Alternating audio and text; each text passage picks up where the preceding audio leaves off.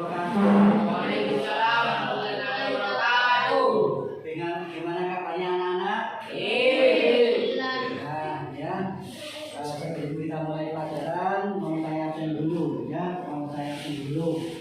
Aziza, Bila Andini, Dimas Himawan, Fahri Rosi, Faizatun, Fauzan, Wali Haryani, Wiriana, Muhammad Nawari, Humairo, Wahidul Umar, Syarifah, Gufron, Khalifah. Nah, ini berarti di sini ada yang tidak masuk, ya, ada yang tidak masuk. Ya, mungkin disebabkan karena kemarin kehujanan atau lagi ada keperluan di rumahnya, ya. Sebelum kita mulai pelajaran, marilah kita berdoa dulu. Mudah-mudahan dengan berdoa kamu dimudahkan untuk mencari ilmu, ya, juga menjadikan ilmu yang manfaat. Al-Fatihah.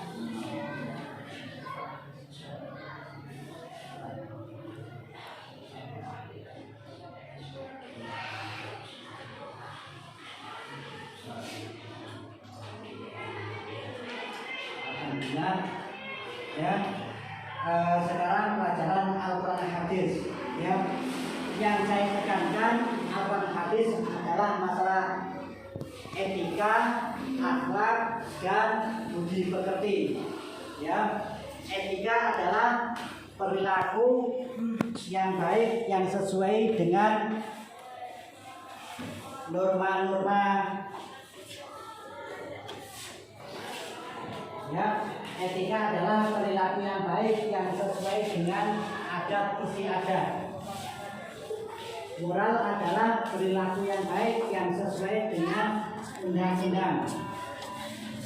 Akhlak adalah perilaku yang baik yang sesuai dengan norma-norma agama. Ya. Mengenai pelajaran Al-Quran, saya mau menerangkan kebenaran penurunan Al-Quran.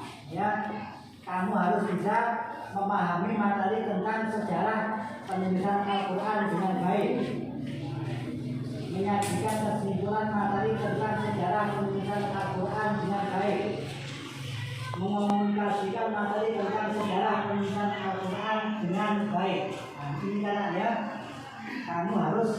kamu ketahui, ya. Sebelum meneruskan pelajaran mengenai sejarah penulisan Al-Quran, kemarin sudah saya jelaskan mengenai pengertian Al-Quran, ya. Pengertian Al-Quran, Al-Quran adalah perkataan atau firman Allah. Apa Al-Quran adalah perkataan atau firman Allah. Di situ kan, ya, pelajaran yang kemarin, perkataan atau firman Allah. Terus di sini sejarah penulisan Al-Quran dimulai dari turunnya, ya, dimulai dari turunnya yang diterima oleh Nabi Muhammad, ya. Penulisan pada masa Nabi Muhammad, ya, pada masa Nabi Muhammad penulisan Al-Quran itu banyak sekali, karena, ya, tapi di situ banyak sekali sahabat yang tidak menulis karena faktor di situ sangat sulitnya alat tulis, ya, sangat sulitnya alat tulis, ya. Banyak yang ditulis di pelepah kurma, ya, pelepah kurma. Ada di batu, menulis di batu. Ada juga di kulit binatang, kulit binatang. Nah, ini kan, ya, pada masa Nabi Muhammad Shallallahu Alaihi Wasallam.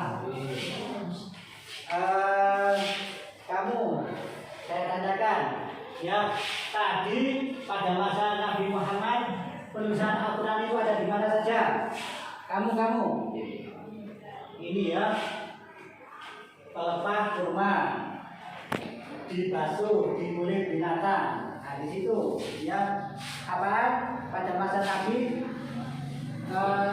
sahabat disuruh apa nulis di mana nanya? Kamu pelepah kurma, dibasuh dan kulit binatang. Nah, ini ya. Terus pada pengumpulan Al-Quran pada masa Abu Bakar. Nah, di sini kan ya pengumpulan Al-Quran pada masa Abu Bakar.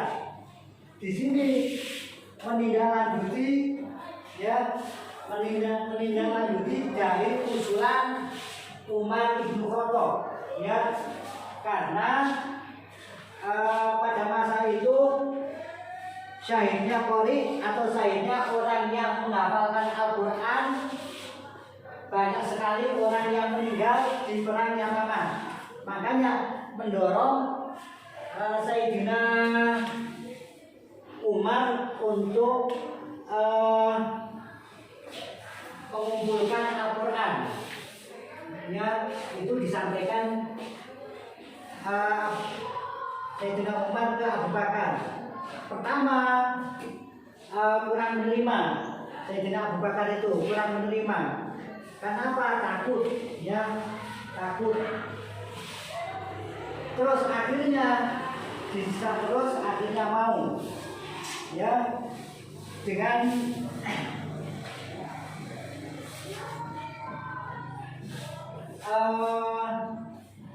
akhirnya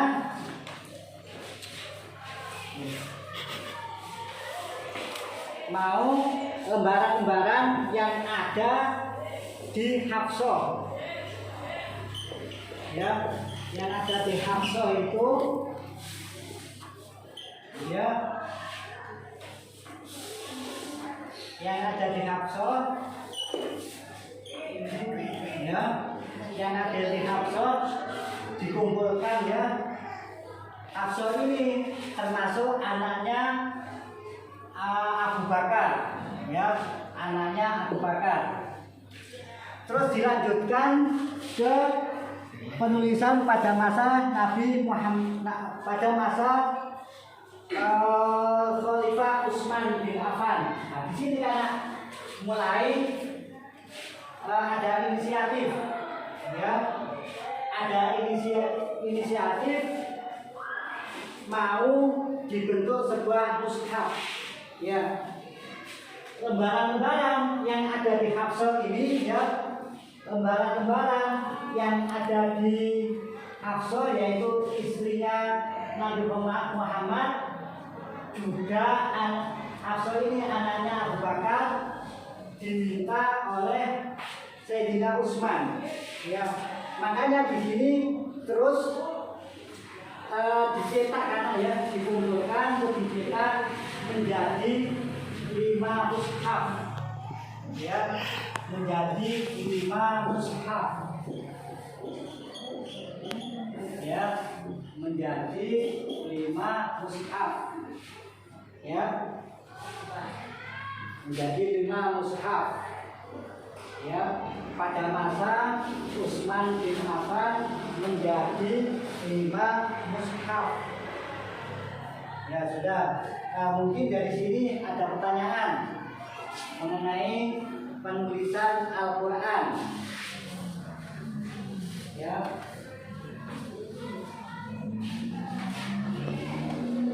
Saya ulangi lagi, ya, penulisan Al-Quran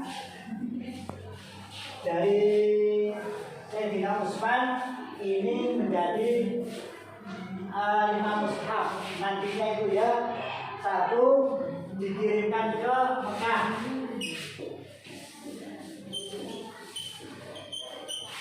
ya, 2 Basra, ya, Basra, Kufah,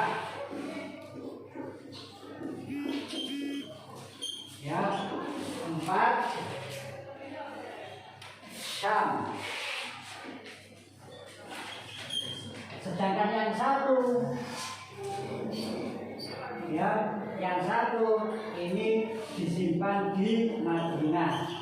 Nah ini karena ya mushaf yang ditulis oleh Utsman bin Affan ya. Utsman bin Affan ini termasuk khalifah yang ketiga ya. Utsman bin Affan adalah khalifah yang ketiga ya. Utsman bin Affan adalah khalifah yang ketiga. Saya ulangi lagi ya. Pengumpulan Al-Quran ya, pengumpulan Al-Quran yang menjadi mushaf atau sudah menjadi buku kayak sekarang ini pada masa Utsman bin Affan. Utsman bin Affan itu mencetak 5 ya, mencetak 5 Al-Quran. 5 Al-Quran itu dikirim ke 1 ke Mekah, 2 ke Basra, 3 ke Kufah, dan 4 ke Syam. Sedangkan yang satunya lagi disimpan di Madinah. Gimana karena paham karena? Saya ulangi lagi ya. Penulisan pada waktu masa Khalifah Utsman bin Affan yang menjadikan menjadi mushaf atau yang Quran sekarang ini ya, pada masa Utsman bin Affan ada 5 mushaf. 5 mushaf itu dikirimkan ke 4 kota atau 4 daerah ya, 1 Mekah, 2 Basra, 3 Kufah, dan 4 Syam. Sedangkan yang masih tertinggal 1 yaitu ada di Madinah. Nah di sini karena ya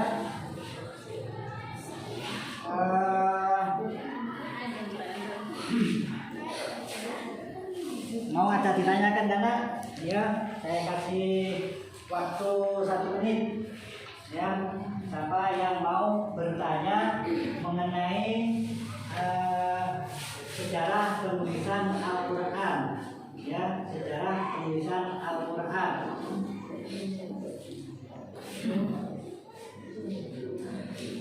Ya, sejarah penulisan Al-Quran.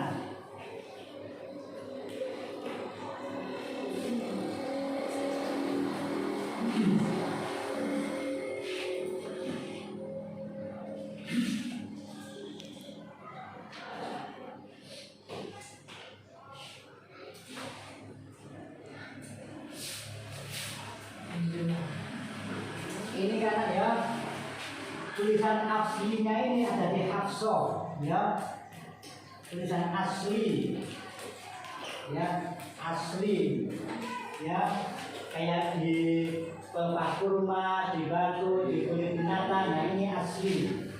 Ini diminta oleh Utsman bin Affan untuk dikumpulkan atau dijadikan mushaf yang sekarang ini ya bisa terkumpul ya. Kesimpulannya karena ya mungkin ada yang tanyakan, kalau tidak ada saya simpulkan ya, sejarah penurunan ya Al-Quran dari dulu sampai sekarang masih asli ya, baik ayatnya, baik juznya, baik hurufnya ya. Pelajaran kemarin ya, Al-Quran ada 30 juz, Al-Quran ada 143 surat, dan Al-Quran ada 6.666 ayat. Sedangkan menurut Ibnu Abbas ada 6.616. Nah itu karena ya karena Allah sendiri ya yang menjamin kemurnian Al-Quran itu. Tidak mungkin Al-Quran itu sampai tidak murni, karena ya dari dulu sampai sekarang kita murni ya. Nampuni, meskipun banyak percetakan yang mungkin ada yang salah atau itu bisa juga karena salah percetakan atau orang-orang yang tidak senang kepada diri kita atau umat Islam, ya. Saya rasa ini sudah cukup karena yang sebelum kita mengakhiri, mari kita bernyanyi dulu, ya. Intahi swat tagayatura walakatakasalu amrul ummati biyadina fakaifahamu irfa yadaka hariflaka imshi fitorikillah la quwata lana millana illa anta rabbana. Mudah-mudahan keterangan dari awal sampai akhir ada manfaatnya. Dari saya, assalamualaikum warahmatullahi wabarakatuh. Waalaikumsalam warahmatullahi wabarakatuh.